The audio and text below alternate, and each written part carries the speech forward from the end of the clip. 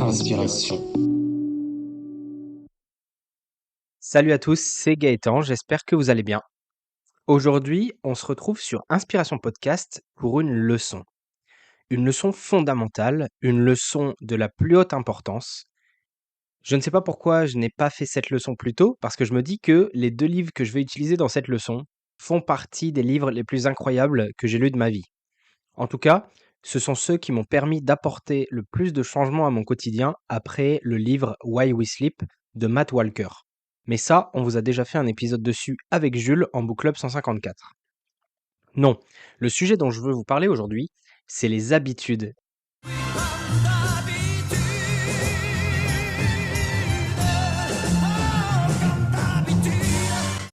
Dans la leçon d'aujourd'hui, je vais vous partager presque tout ce que j'ai appris sur les habitudes. Je vais faire des liens entre 2 livres que j'ai lus qui sont The Power of Habits de Charles Duhigg et Atomic Habits de James Clear. En plus de ça, je ferai quelques liens avec des outils que je connais pour compléter tout ça et vous offrir un maximum de valeur. Après avoir présenté rapidement les livres, je vous expliquerai ce qui caractérise une habitude, quels sont les mécanismes inhérents aux habitudes et comment prendre le contrôle sur ces habitudes. Alors installez-vous bien, fermez vos autres applications, ouvrez grand vos oreilles, c'est parti pour la leçon sur les habitudes.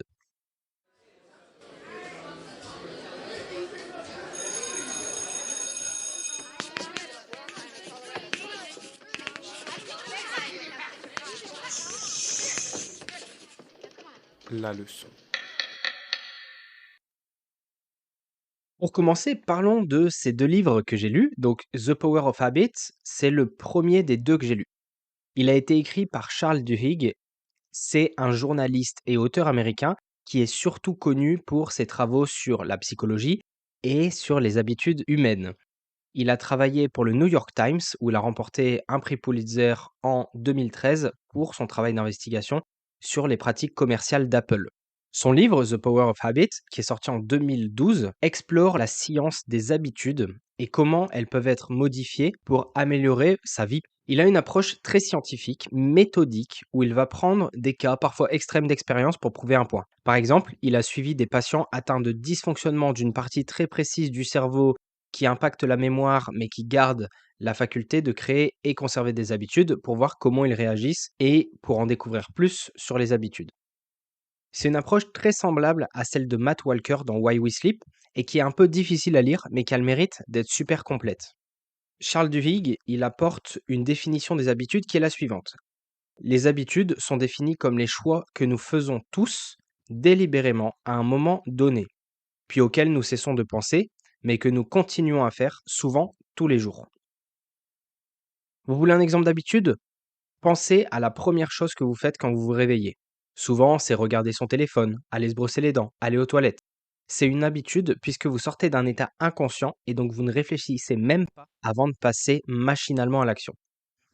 Cet auteur a donc étudié les gens et il est donc même capable de vous dire que plus de 40% des actions que réalisent les personnes tous les jours ne sont pas des décisions mais des habitudes. Vous avez faim? Vous mangez. Vous voyez qu'il est midi? Vous prenez une pause. Vous attendez quelqu'un? Vous regardez votre téléphone en attendant. D'un autre côté, on a James Clear. James Clear, c'est un auteur, conférencier, entrepreneur, américain toujours, qui est lui aussi très reconnu pour ses travaux sur le développement personnel, la productivité et, vous l'aurez deviné, les habitudes. Il faut savoir que James Clear, lui, il a obtenu un diplôme plus en biologie. Il a ensuite poursuivi une carrière dans le domaine du développement personnel, de la productivité, et en fait, il va partager toutes ses connaissances à travers des articles de blog, des newsletters, des conférences, etc., jusqu'à l'écriture de son livre en 2018. Il est défenseur de l'idée que des petites améliorations quotidiennes peuvent conduire à des changements significatifs à long terme. Il met l'accent sur l'importance des habitudes et des systèmes pour atteindre des objectifs personnels et professionnels. Dans son livre, il reprend notamment l'exemple que vous avez sûrement déjà tous vu quelque part, que si on fait l'effort d'être 1% meilleur tous les jours, si on fait ça sur un an, on est 37 fois meilleur qu'au départ. Et donc dans son livre Atomic Habits, il offre un guide pratique pour comprendre et modifier ses habitudes. Les concepts clés qu'il va y aborder sont ce qu'on appelle le habit tracking, qui est le fait de suivre et mesurer les habitudes pour pouvoir justement maintenir la motivation, la responsabilité, et cetera. Donc vraiment avoir un système de suivi des habitudes. Ce qu'il appelle les habitudes basées sur l'identité, c'est-à-dire qu'en fait, on se définit, on se concentre sur notre identité et l'identité que l'on souhaite développer plutôt que sur les résultats à court terme des habitudes. Et ensuite, plutôt sur le design de l'environnement. Donc, c'est le fait de modifier son environnement pour faciliter les bonnes habitudes et rendre les mauvaises habitudes plus compliquées, plus difficiles d'accès. Atomic Habits, vous en avez très probablement déjà entendu parler, il a été largement acclamé. Déjà, parce qu'il est très clair, il a une approche pratique. C'est devenu un best-seller international qui a été traduit en plusieurs langues et il est aussi recommandé, très souvent recommandé par des experts en développement personnel ou des entrepreneurs. L'avantage de ce livre, c'est qu'il est plus axé développement personnel que recherche scientifique.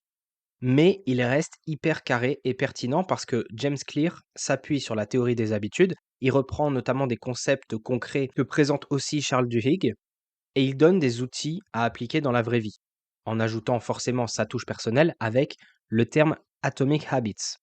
Et il y a une citation qui résume assez bien sa vision des habitudes, le côté atomique des habitudes, qui est la suivante. Les habitudes sont comme les atomes de nos vies. Chacune est une unité fondamentale qui contribue à notre amélioration globale.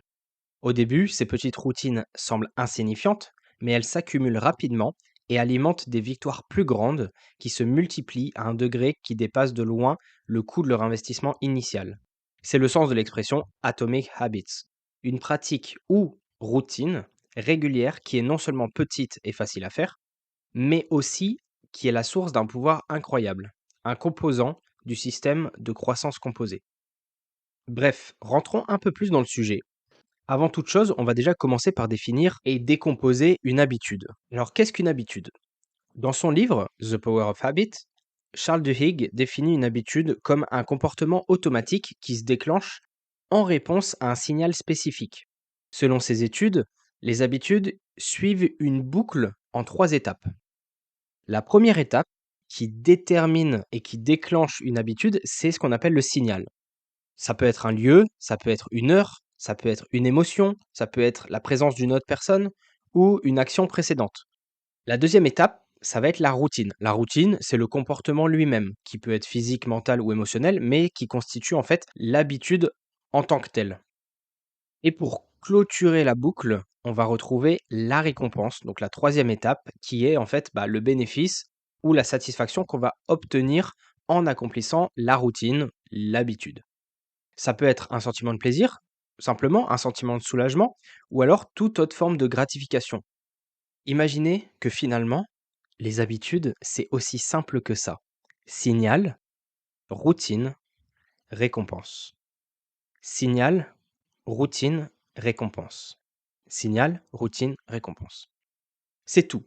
Enfin, non, c'est pas tout, parce que on a quand même un petit dernier. Le dernier, c'est la force de motivation. C'est les envies derrière chaque habitude. Sans un certain niveau de motivation ou de désir, sans désirer un changement, on n'a aucune raison d'agir. Ce que vous désirez, c'est pas l'habitude en fait en elle-même, c'est le changement d'état qu'elle apporte. Et donc chaque envie, elle est liée à un désir de changer votre état interne.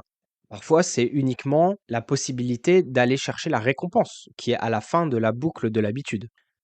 Prenons un exemple d'habitude qu'on va garder tout au long de cette leçon et qu'on va prendre un petit peu comme exemple. Et je vais rappeler notre bon vieil ami Jean-Michel Lambda. Jean-Michel Lambda, il a pris l'habitude de boire. On va décomposer l'habitude de Jean-Michel Lambda. Jean-Michel Lambda, il boit quand il est stressé et il boit en soirée quand il est avec ses potes qui boivent aussi. Donc la routine, l'habitude en elle-même, c'est boire de l'alcool. Les signaux, on va en avoir 2 différents. Vous l'avez deviné, ce sont soit le fait qu'il soit stressé ou soit le fait qu'il voit ses potes et que potentiellement ses potes sont en train de boire devant lui. La récompense, là, la récompense, c'est différent. Dans un cas, ça va lui permettre de déstresser sur le moment, il va sentir un soulagement. Dans l'autre, ça va lui permettre quand même d'avoir une certaine validation de ses semblables, de faire comme ses amis et donc d'avoir la validation de son entourage. Si on ne prend pas la récompense physiologique de l'alcool, on est vraiment dans une récompense ici immédiate qui est soit un soulagement, soit une validation. Et la motivation derrière l'habitude, ça, ça dépend vraiment de l'identité. Pourquoi Jean-Mich, il a commencé à boire? On ne sait pas. Peut-être parce qu'il voulait faire comme ses potes au début. Peut-être qu'il l'a fait par esprit rebelle, parce que quand il était jeune, ses parents lui ont interdit et que maintenant il est coincé avec cette habitude. Il faut comprendre en fait que pour une même habitude, vous pouvez avoir plein de motivations différentes. Vous pouvez avoir plein de signaux différents aussi, mais les motivations, elles sont vraiment personnelles.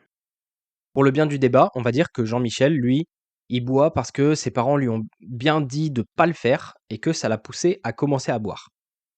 Une fois qu'on sait tout ça, on peut donc se demander pourquoi et comment on met en place des mauvaises habitudes. Cherchons en fait la vraie raison. Derrière les questions, pourquoi vous mangez de la nourriture qui vous empoisonne? Pourquoi vous perdez des heures de sommeil cruciales à binge-watcher une série Netflix? Ou pourquoi vous fumez alors que vous savez que ça cause des cancers, ce truc? Là, on a plusieurs réponses grâce au livre. La première, qui est incroyable, c'est l'économie d'énergie. Pourquoi? Parce qu'en fait, le cerveau, il cherche constamment à économiser de l'énergie, à prendre des décisions rapidement et à réfléchir le moins possible avant de prendre des décisions. Et donc les habitudes, qu'elles soient bénéfiques ou néfastes, elles permettent en fait au cerveau de fonctionner plus efficacement en automatisant des comportements qui sont répétitifs. En gros, ça libère aussi des ressources mentales pour d'autres tâches potentiellement plus complexes. L'exemple de Jean-Michel, c'est que, il sait très bien que si on lui propose de l'alcool, il va devoir expliquer pourquoi il veut pas boire ce soir ou pourquoi il aimerait arrêter de boire potentiellement et cetera et donc, bah, son cerveau, pour lui, c'est beaucoup plus facile de dire: «Oui, allez, serre-moi une petite bière» et basta, on pourra penser à autre chose. Une autre raison pour laquelle on prend des mauvaises habitudes, c'est le côté récompense immédiate. Comme je l'ai déjà dit, dans la boucle des habitudes, on a la récompense et la récompense, très souvent, pour une habitude, elle est immédiate. C'est pour ça que l'habitude, elle se met aussi bien en place. Le cerveau, il est programmé pour rechercher des récompenses qui sont immédiates. Donc, les habitudes néfastes comme manger des aliments malsains ou procrastiner ou fumer ou boire de l'alcool, ils offrent très souvent des gratifications qui sont instantanées. On est soulagé, on ressent du plaisir, c'est cool, on ne parle pas de la gueule de bois le lendemain, de la difficulté à respirer, de comment on sent 3 heures après parce qu'on est en train de digérer ce qu'on vient de manger, etc. Les récompenses immédiates, elles peuvent être très puissantes et renforcer les comportements néfastes. Si je prends l'exemple de Jean-Michel, Jean-Michel, il aime bien le goût de la bière. Instantanément, ça lui fait du bien de boire de la bière. Peu importe comment il se sentira le lendemain. Ensuite, il y a aussi le fait qu'on est parfois faible par rapport à une habitude. Quand j'entends faible, j'entends le fait que votre cerveau, vous allez le fatiguer et il va être moins capable de résister à une habitude qui est néfaste. Je prends l'exemple du stress, je prends l'exemple des émotions. Les habitudes néfastes, ça peut être aussi des mécanismes de gestion du stress, de gestion des émotions négatives. Par exemple, fumer, manger de manière compulsive ou passer trop de temps sur les réseaux sociaux, par exemple. Ça peut être des moyens de faire face à l'anxiété, à la tristesse ou à l'ennui. Et donc, en fait, quand on va être stressé, quand on va ressentir des émotions fortes, on va être moins capable de prendre des bonnes décisions en règle générale. Et donc, forcément, on va être moins capable de prendre la décision de ne pas rentrer dans cette boucle d'habitude qui est néfaste, on le sait. Mais, comme je le dis, on est plus faible face à cette décision. Et enfin, on va retrouver l'environnement et le contexte. En gros, l'environnement joue un rôle crucial dans la formation des habitudes. Ça, c'est une des thèses très importantes dont on reparlera dans cette leçon de James Clear. Les habitudes néfastes, elles peuvent être renforcées par des environnements qui facilitent ces comportements. Par exemple, avoir des aliments malsains à portée de main, ça peut encourager une alimentation peu saine.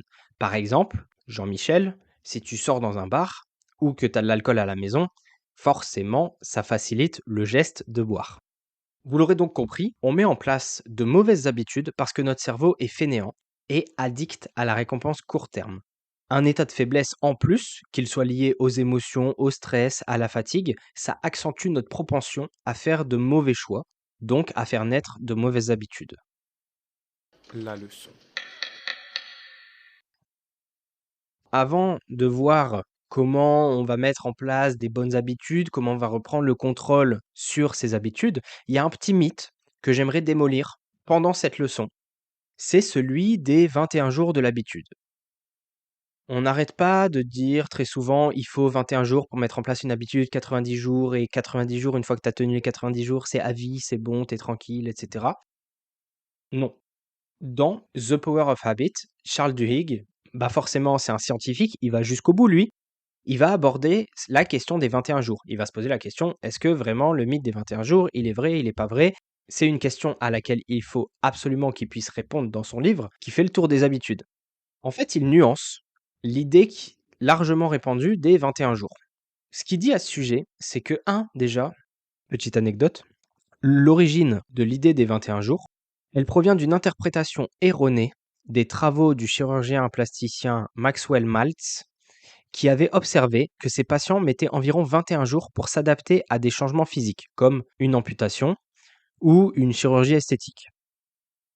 Cependant, cette observation-là, elle a été ensuite généralisée et appliquée de manière incorrecte à toutes les habitudes en général.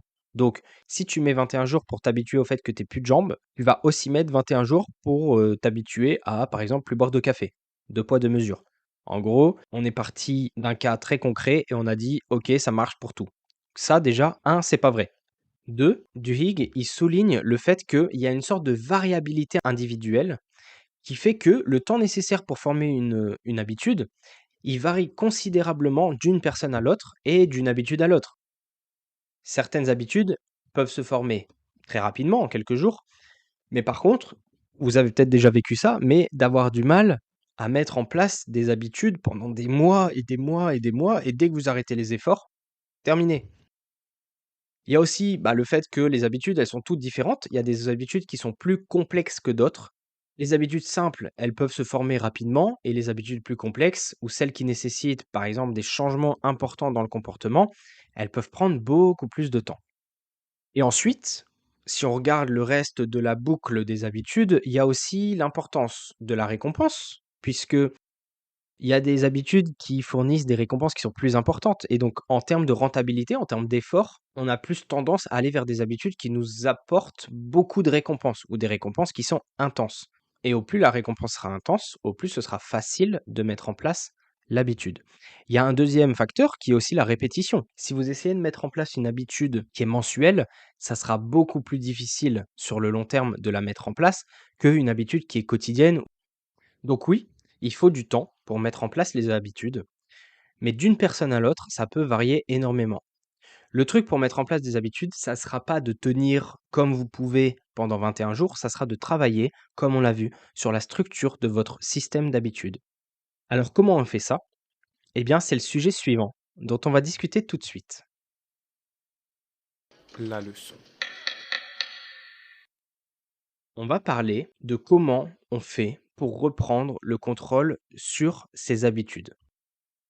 Charles Duhigg, dans The Power of Habit, il explique que pour changer une habitude, il est crucial de comprendre et de modifier la boucle des habitudes. Je vous rappelle, signal, routine, récompense.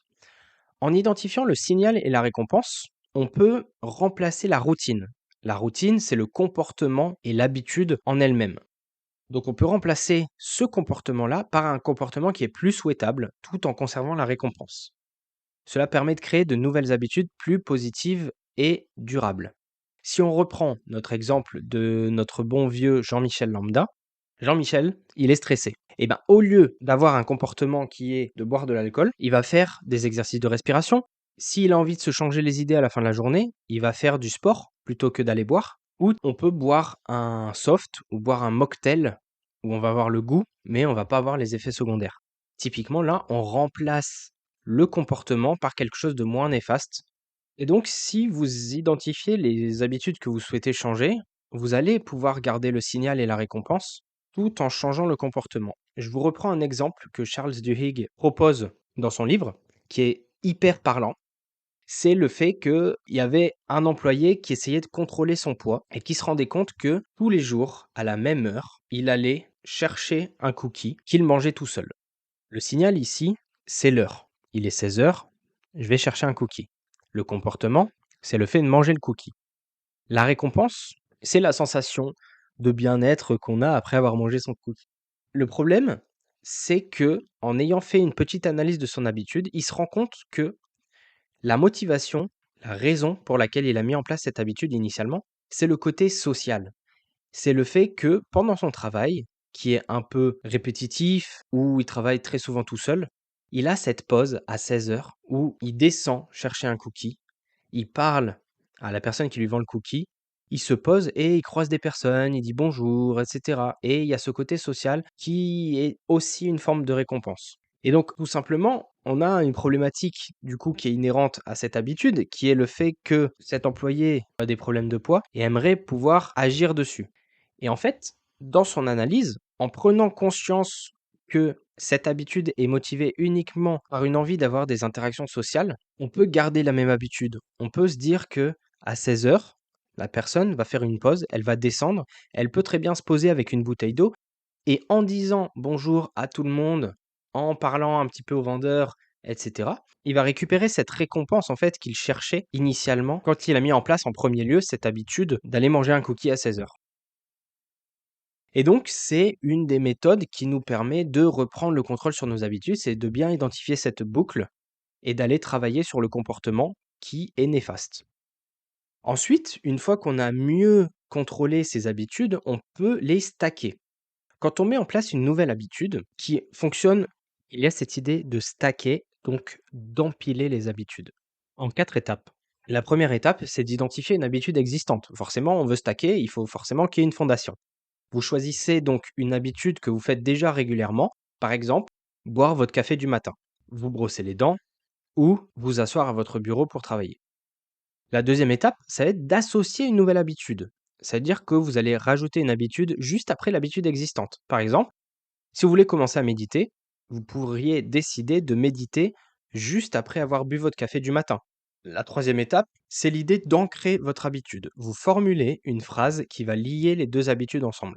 Par exemple, après avoir bu mon café du matin, je vais méditer pendant 5 minutes. Et la dernière, on l'a déjà dit, il faut répéter régulièrement. Vous répétez cette séquence d'action, pas forcément 21 jours, peut-être que ça ira plus vite, peut-être que ça ira moins vite, jusqu'à ce que la nouvelle habitude devienne automatique.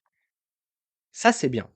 On a vu comment travailler directement sur la boucle d'une habitude. On a vu comment on pouvait stacker des habitudes pour progresser encore et avoir vraiment ce côté cercle vertueux une fois qu'on a mis en place une première habitude. Moi, ce que j'aime bien dans Atomic Habits, c'est que James Clear, lui, il apporte une solution qui est vraiment novatrice, puisqu'il ne va pas se contenter uniquement de travailler sur l'habitude en elle-même, mais sur les systèmes de manière assez globale. James Clear, il a créé, entre guillemets, il a inventé 4 lois fondamentales des habitudes. La première loi fondamentale, c'est de rendre l'habitude évidente. Comment on fait pour rendre une habitude évidente? On note quelque part ses habitudes actuelles pour pouvoir en être conscient déjà et faire un peu l'audit de ses habitudes. Comment on rend les habitudes évidentes? On fait en sorte aussi de designer son environnement pour que les signaux des bonnes habitudes soient évidents et visibles. Typiquement, si je prends l'exemple de Jean-Mich, là l'idée c'est qu'il faut qu'il soit au courant, donc c'est un peu l'exercice qu'on a fait déjà au début de l'épisode, il est au courant que son habitude, elle est déclenchée par 2 signaux, le stress et le fait d'être avec ses amis au bar. Quand il va écrire ses habitudes, il va écrire donc 2 boucles différentes. La première avec le signal du stress, la deuxième avec le signal du contexte, du fait qu'il soit au bar avec ses amis. Il va designer son environnement. Il va faire en sorte que les signaux des bonnes habitudes soient évidents et visibles. Comment il va faire ça? Eh bien, ça peut passer par planifier des séances de sport, par exemple, à la place des séances de bar. Ça peut être, de faire en sorte, tout simplement, qu'il est occupé ou qu'il a des personnes avec lui autour qui vont l'inciter à ne pas boire ou à faire autre chose ou à mieux gérer son stress. Dans un autre sens, on a dit que la première loi, c'était de rendre évident une habitude. L'inverse de la première loi, qui est une clé pour combattre les mauvaises habitudes, c'est de réduire l'exposition aux signaux. On va apprendre à gérer son stress pour Jean-Michel. On va éviter de sortir trop souvent au bar, peut-être se limiter à une sortie par semaine et on va enlever, en fait, les signaux des mauvaises habitudes de son environnement. La deuxième loi, c'est le fait de rendre attractives les bonnes habitudes. Associer, par exemple, une action qui vous fait plaisir, que vous avez envie de faire, avec une action que vous avez besoin de faire. Imaginons que vous souhaitez vous mettre à la cuisine, vous en avez marre de commander Uber Eats, de commander des tacos, des kebabs, etc., tout ce que vous voulez. Vous souhaitez vous mettre à cuisiner des bons petits plats. Si votre habitude n'est pas attractive, si vous cuisinez des plats qui sont pas bons, ça va être difficile pour vous de mettre en place cette bonne habitude. Donc en fait, ce qu'il va falloir faire, c'est de faire en sorte que, avec cette habitude de cuisiner des plats, vous vous faites plaisir aussi en cuisinant. Vous prenez des cours pour que, quand vous cuisinez, vous puissiez vous régaler aussi et que vous ne vous régaliez pas uniquement quand vous mangez dehors. Pour rendre aussi une habitude attractive, vous pouvez faire en sorte d'avoir une culture, un environnement autour de vous où le comportement désiré, c'est le comportement normal. Typiquement, vous voulez vous mettre à courir, soit vous avez des potes qui courent, soit vous vous inscrivez dans un running club ou vous inscrivez en club, mais vous allez fréquenter des personnes pour qui c'est normal de courir tous les jours, tous les 2 jours, 3 fois par semaine, etc. Et donc vous êtes dans une culture où forcément tout est fait pour que votre habitude, l'habitude que vous souhaitez mettre en place, soit un comportement classique. À l'inverse, si vous souhaitez faire disparaître une mauvaise habitude, il faut la rendre moins attractive. Pour la rendre moins attractive, tout simplement, vous pouvez souligner les bénéfices que vous allez récupérer en évitant cette mauvaise habitude. Par exemple, prendre conscience de l'amélioration de votre respiration, prendre conscience de votre amélioration en termes de poids, si vous arrêtez de manger dehors, etc. tout le temps. Faites en sorte de remarquer les bénéfices de l'absence de cette mauvaise habitude. La troisième loi, c'est de rendre l'habitude facile. Rendre l'habitude facile, c'est en réduisant la friction. J'aime beaucoup cette image parce qu'en fait, il faut réduire par exemple le nombre d'étapes ou la difficulté entre vous et votre bonne habitude. Un exemple à ça, typiquement, c'est quand je me suis mis à courir le matin très tôt pour réduire la friction, le fait de devoir me lever, etc. Je l'ai déjà dit dans l'épisode Miracle Morning, mais j'avais tendance à aller me coucher déjà en habit de course à pied. Comme ça, le matin, j'ai juste à mettre mes chaussures, j'étais prêt pour aller courir. Très simple, zéro friction. Allez, peut-être la friction de mettre les chaussures, mais zéro friction, et les chaussettes, mais zéro friction. Ou en règle générale, une autre idée, ça peut être juste de préparer votre environnement pour mettre en place les futures bonnes habitudes de façon très facile. Typiquement, Jean-Michel, il rentre chez lui, au lieu d'avoir des bières dans le frigo, il peut avoir ses affaires de sport qui sont déjà prêtes. Il peut avoir peut-être un tapis qui est déjà allongé dans son appartement pour qu'il puisse se mettre à faire du sport. Et là, d'un coup, c'est beaucoup plus facile de prendre la décision de faire du sport plutôt que d'aller boire des bières. Et tout ça, en règle générale, on peut aussi, pour faciliter une habitude, maîtriser le moment de la décision. C'est-à-dire qu'en fait, tous les petits choix que vous allez faire dans la journée, ils vont vous amener au moment de la décision. Typiquement, si vous avez des journées très stressantes, etc., le fait de pouvoir éviter ce stress, ça va vous permettre d'arriver en meilleures conditions le soir où vous souhaitez dire non, où vous souhaitez lutter contre une mauvaise habitude. Et donc, cette troisième loi, de rendre facile l'adoption d'une nouvelle habitude, son inverse, vous l'aurez deviné, c'est de rendre difficile la réalisation d'une mauvaise habitude. Ici, au lieu de réduire la friction, il faut augmenter la friction. On augmente le nombre d'étapes ou la facilité d'accès à une habitude. Donc comme je le disais, au lieu d'avoir de quoi boire directement quand on rentre chez soi, on arrête d'acheter des bières à mettre dans le frigo et déjà à partir de ce moment-là, on va limiter la possibilité de boire de l'alcool uniquement à quand on est au bar. Pour terminer, on clôture la quatrième loi fondamentale de James Clear en bouclant la boucle des habitudes et en rendant la nouvelle habitude qu'on souhaite mettre en place satisfaisante. Pour rendre une habitude satisfaisante, on peut utiliser des récompenses qu'on va automatiquement se donner une fois qu'on aura réalisé cette habitude. Au début, ça peut être une récompense au niveau d'un palier, ça peut être une récompense immédiate. Par exemple, de vous dire que, une fois que vous avez fait votre sport le soir, vous avez le droit de regarder un épisode sur Netflix. Vous avez une récompense immédiate une fois que vous avez rempli votre objectif.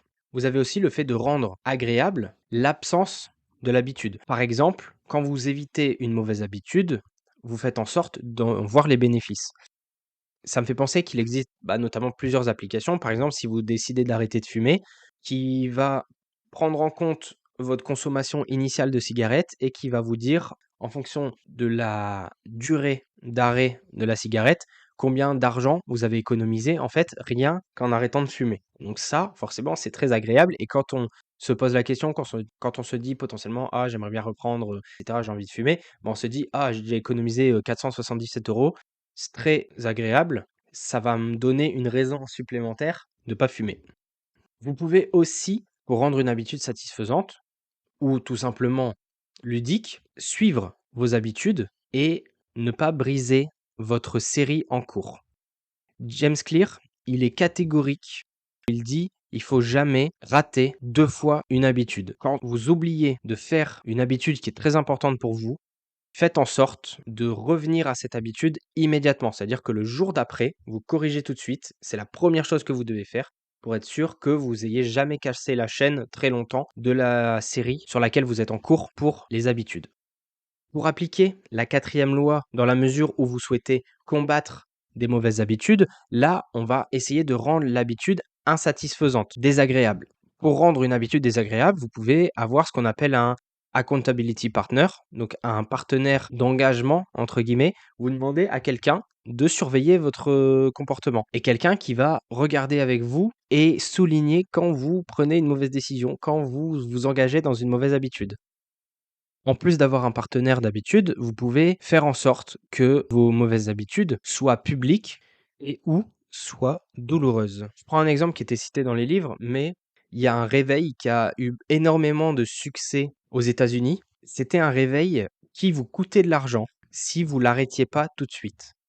Et donc typiquement, en fait, c'est pour éviter de snooze les réveils. Et donc si vous éteignez le réveil et que vous ne vous levez pas, le réveil avait le droit en fait directement d'aller sur votre compte en banque et de commencer à cramer de la thune. À partir de ce moment-là, c'était très douloureux de ne pas se lever directement pour aller éteindre le réveil. Et donc, il y a plein de méthodes pour rendre difficile une mauvaise habitude. La leçon.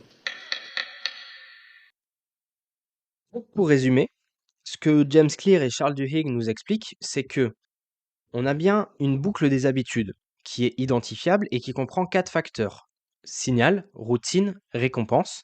En plus de ça, il faut savoir que la boucle des habitudes est drivée par la motivation. Il y a une motivation intrinsèque qui est liée à l'habitude et qui a favorisé la mise en place de cette habitude. Et au-delà de ça, moi, ce que j'ai beaucoup aimé chez James Clear, c'est qu'il a mis en évidence le fait que c'est plus important de travailler sur les systèmes, donc sur son environnement, que sur l'habitude en elle-même. Vous allez dépenser beaucoup d'énergie à travailler une habitude entre guillemets au corps, travailler directement sur l'habitude, essayer d'aller remplacer le comportement, etc. Alors que de façon systémique, vous allez pouvoir changer votre identité, changer votre environnement avant de changer fondamentalement vos habitudes. Et j'ai pas beaucoup détaillé l'aspect identitaire de l'habitude. Et James Clear, il en parle en disant que les habitudes, elles doivent être cohérentes avec vos valeurs et c'est en identifiant vos valeurs, en identifiant vos traits de personnalité que vous allez pouvoir mieux maîtriser vos habitudes.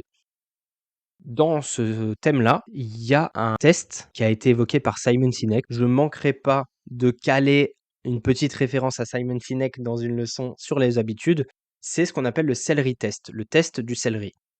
Simon Sinek, il explique que pour être cohérent avec son identité, les personnes ont tendance à faire ce qu'on appelle le test du céleri. Le test du céleri, c'est un test que vous pouvez faire quand vous allez faire vos courses. Ou en fonction de votre identité, vous pouvez vous poser la question: comment le caissier, qui est en train de faire passer tous les articles que vous êtes en train d'acheter, il vous voit, il vous perçoit, il vous juge potentiellement sur ce que vous êtes en train d'acheter. Le celery test, en fait, c'est le fait de typiquement aller faire ses courses et prendre des choses qui sont bonnes pour vous ou prendre des choses qui sont en accord avec vos valeurs. En Amérique, on adore le céleri. On fait des jus, on fait plein de trucs avec, et cetera. C'est un peu l'aliment des personnes qui aiment être en bonne santé ou qui veulent être en bonne santé. Si demain vous allez à la caisse d'un supermarché avec un céleri, une boîte de M&M's et des Oreos, vous pouvez vous poser la question: est-ce que le contenu de votre panier reflète vraiment vos ambitions, vos valeurs et finalement votre identité? Et donc c'est un exercice qui est très sympa. C'est un des premiers exercices que vous pouvez faire quand vous allez essayer de mettre en place des bonnes habitudes, de vous dire: «Il faut que je mange mieux potentiellement» ou «Il faut que j'arrête d'acheter de l'alcool». Dans votre panier, est-ce qu'il y a de l'alcool quand vous allez, au supermarché? Voilà, c'est un petit exercice très sympa qui a été présenté, par Simon Sinek et qui, je trouve, recoupe bien avec cette notion de l'identité de James Clear. Et pour terminer, j'aimerais vous parler d'un outil très sympa que j'ai découvert récemment pour suivre et maintenir ses habitudes. Cet outil, c'est une application innovante qui s'appelle Habitica. Pour vous expliquer, ça faisait très longtemps que je cherchais une application qui allait me permettre de gérer mes habitudes aussi bien que je gère, par exemple, mes objectifs ou des tâches à réaliser, une to-do list, et cetera. C'est très difficile de trouver des outils comme ça, il y en a énormément et très peu conviennent exactement à ce qu'on recherche. Étant moi-même dans le milieu du développement informatique, je travaille dans une entreprise où on crée des applications mobiles et des applications web. Je connaissais pas mal de mécaniques et notamment les mécaniques de gamification qui sont très intéressantes et qui permettent d'avoir un système de récompense et ce qui est très addictif, vous le savez, parce que les récompenses, c'est une des 3 étapes de la boucle des habitudes. Donc c'est au détour d'une conversation avec Jules qu'il m'a suggéré l'application Habitica. Je vous avoue que j'étais pas du tout convaincu, j'étais plutôt sceptique parce que j'avais jamais trouvé d'application qui me permettait de suivre mes habitudes correctement. J'étais en train d'expliquer à Jules que j'étais en train de réfléchir au fait de potentiellement en développer une moi-même pour être mieux servi. On n'est jamais mieux servi que par soi-même. Et donc, j'ai testé Habitica. Habitica, c'est une application qui gamifie vos habitudes. Pourquoi? Elle transforme en fait la gestion des habitudes et des tâches quotidiennes en un jeu de rôle. Pour ceux qui connaissent pas le jeu de rôle, vous avez un personnage. Ce personnage a des caractéristiques. Donc, il a un level, il a de l'expérience, il va gagner l'expérience au fur et à mesure, il a des points de vie, il a une apparence. Donc, je crée mon avatar, etc. Et c'est un personnage que je vais utiliser. Je vais gagner des points d'expérience, je vais gagner de l'or, je vais gagner des récompenses en accomplissant en fait des tâches et en maintenant des bonnes habitudes. Donc, en tant qu'utilisateur, moi, de cette application, je peux ajouter des tâches ponctuelles, je peux ajouter des habitudes quotidiennes et je peux ajouter des objectifs, par exemple, à long terme. Donc, chaque tâche que moi je vais accomplir, je vais pouvoir la cocher. Quand je respecte une habitude, pareil, ça va me faire gagner de l'expérience. Donc, je vais gagner de l'expérience, je vais gagner des pièces d'or, je vais pouvoir jouer dans le jeu. Vous allez vous dire: «OK, c'est cool, on gagne des pièces d'or, blablabla, ça sert à quoi?» Et ben, en fait, les pièces d'or, c'est une récompense. La récompense, elle va vous permettre d'acheter des objets. Donc en fait, en achetant des objets, par exemple, j'achète une nouvelle veste, j'achète un chapeau, j'achète, une épée pour mon personnage. Bah, mon personnage, au fur et à mesure, il va gagner des niveaux et en fait, en ayant du meilleur, stuff, en ayant des meilleurs, objets, des meilleures stats, je vais gagner de plus en plus d'expérience. Là, pour vous dire, je suis niveau 13, je progresse. On voit un résultat et il y a un enjeu puisque si je respecte pas, par exemple, mes bonnes habitudes, je vais perdre des points de vie tous les jours et donc en fait, il faut que je vienne me connecter tous les jours pour dire: j'ai fait cette habitude» et cetera et une fois que j'ai fait ces habitudes, je gagne de l'expérience et je progresse dans le jeu. Comme je disais, en plus des récompenses, du coup, si je réalise pas mes tâches, je vais perdre des points de vie. Ça ajoute en fait une petite dimension de responsabilité et de motivation. C'est-à-dire que je peux pas laisser c'est comme un Tamagotchi, je peux pas laisser mon personnage mourir. À côté de ça, je peux personnaliser mes récompenses. Oui, je peux acheter des choses dans la boutique du jeu, donc des objets pour mon personnage, mais je peux aussi rajouter des récompenses personnalisées et me dire, bah voilà, le jour où je voudrais m'acheter des nouvelles chaussures, il faudra que je dépense par exemple 100 pièces d'or pour pouvoir m'acheter ces nouvelles chaussures. Et en fait, je vais payer une récompense dans la vraie vie grâce à des points que j'aurais gagnés sur le jeu. Et en fait, c'est très intéressant parce que l'habitude, je ne peux pas dire: «Ouais, j'ai fait cette habitude-là, je vais gagner 10 pièces d'or par jour». En fait, on n'a pas le contrôle sur ça, c'est le jeu qui décide. Et le jeu, en fait, il est très bien équilibré parce que au début, on va gagner, je sais pas 3 pièces d'or, dès qu'on va remplir une bonne habitude et puis au fur et à mesure, bah, on va remporter moins de pièces d'or, mais on va pouvoir accumuler, accumuler et je vais gagner de l'XP et en fait, à chaque fois que je passe des niveaux, du coup, je récupère des points de vie. Et vu que j'ai perdu des points de vie parce que je me suis mis des objectifs très difficiles, bah, je vais pouvoir regagner mes points de vie et continuer de jouer et ça, c'est super intéressant et donc ça fait maintenant plus de 2 mois que j'utilise, cette application. Ça m'a aidé énormément à découper mes objectifs, que ça soit pour les travaux dans ma nouvelle maison, que ça soit pour le triathlon, que ça soit pour mettre en place des nouvelles habitudes. Donc là, pour vous dire, j'ai 5 habitudes qu'il faut que je fasse tous les jours. Donc c'est, par exemple, du sport, c'est arroser mon bonsaï, prendre mes vitamines, ça va être faire, 5 minutes de méditation ou par exemple de la lecture. Ça m'a beaucoup aidé parce que, comme je l'ai dit dans un épisode un peu plus tôt, j'ai arrêté de lire en 2024 et c'est quelque chose que je regrette et j'aimerais remettre en place cette habitude. Et typiquement, j'ai aucune motivation intrinsèque à reprendre la lecture parce que là, pour l'instant, je ne lis pas des livres qui me passionnent énormément. J'ai pas de nouveaux skills que j'aimerais apprendre. J'ai pas forcément beaucoup de motivation, mais le fait de me dire: «Ouais, je peux cocher ça sur ma case», c'est un win. Voilà, ça refait ma journée, je récupère des points d'expérience, c'est trop cool. Et après, en fait, bah, j'ai mis en place donc des tâches qui vont me donner des bonus, c'est-à-dire que je vais pas prendre de malus si je les fais pas, mais je vais avoir des bonus si je les fais. Donc dans les bonus, par exemple, j'ai un bonus de lecture. Si je lis, je sais pas, plus de 30 minutes dans la journée, je vais avoir des bonus, bah, si aujourd'hui j'ai passé du temps à travailler sur Inspiration Podcast, donc spoiler alerte, je vais gagner un bonus à la fin de cet épisode. Je gagne un bonus si j'ai passé du temps, à faire des travaux ou à travailler sur, la maison que je viens d'acheter et je me suis mis aussi des tâches mensuelles. C'est-à-dire que à la fin du mois, si j'ai fait le budget du mois écoulé, je peux cocher la case et donc je vais gagner des points et donc là, par exemple, c'est une difficulté que j'ai mis en facile avec une répétition mensuelle. Au plus je vais faire des séries, donc au plus je vais continuer de faire mes finances à la fin du mois, au plus je vais gagner des points. Et donc c'est peut-être bête, c'est peut-être simple finalement, mais toute cette partie gamification, elle permet vraiment de se prêter au jeu et d'avoir en fait une aversion à la perte. Et ça, c'est quelque chose de très important pour l'être humain, c'est que nous avons plus tendance à agir quand on sait qu'on a quelque chose à perdre, plutôt que quand on sait qu'on a quelque chose à gagner.